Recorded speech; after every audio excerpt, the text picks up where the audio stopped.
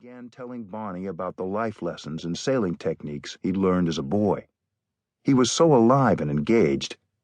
"When you're sailing," he said, "you can't just go in a straight line. Sometimes you have to zigzag to get to shore." "That's like life," Bonnie agreed. "And sometimes when the wind stops blowing, there's nothing you can do but wait, and wait patiently for a breeze to return," Rick said. "That's like life," Bonnie said again.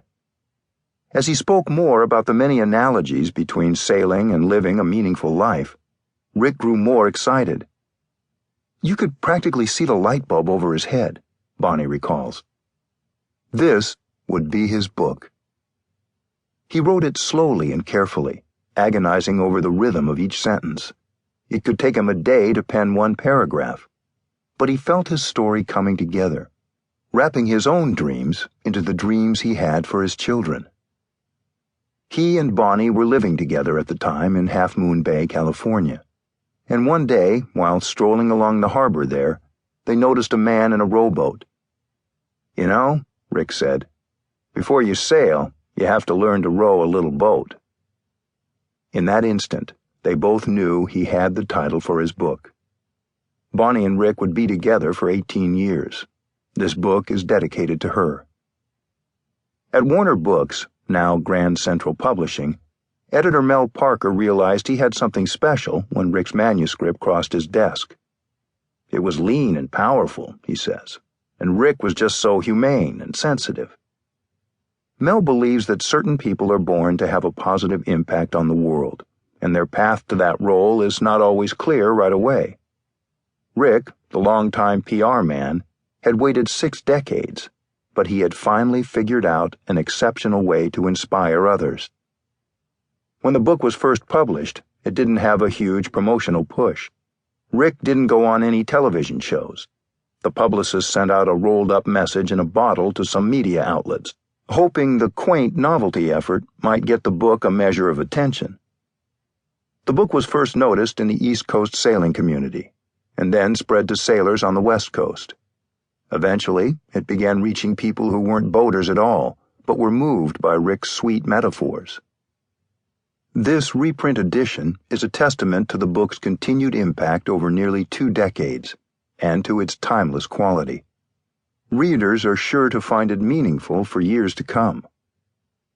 I was drawn to Rick's book in part because I'm the co-author, with Randy Pausch, of the last lecture.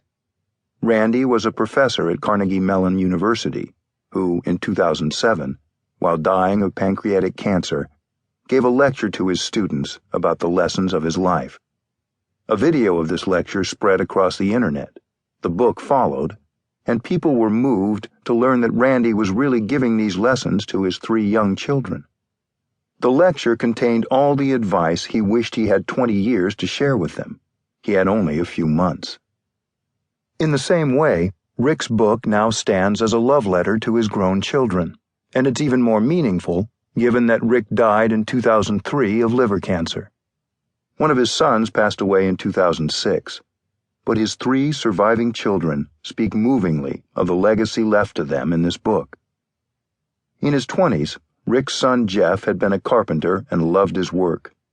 But by the time Row a Little Boat came out, Jeff was 40 and held an unsatisfying job selling commercial ice machines. "Reading my father's words, I re-examined my life," he says. "I quit selling ice machines and returned to carpentry. I told my dad that his book really moved me emotionally. It showed me the importance of doing things well and of paying attention to the quality of your life." Rick was very proud that his daughter Katie had become a conservation biologist. But his book served as a catalyst to encourage Katie to change her life too. She has left her secure career to study writing, film, and photography. "I had been extraordinarily unhappy in my job," she says, "just as my dad was unhappy in PR. She believes he'd be pleased to know that she is now following her heart." Rick's oldest daughter, Trish, now 55, is a special education teacher. The words in this book will always remain with her. "I never go on a sailboat without hearing my dad's voice," she says. "I never go to the beach, never see the boats in the water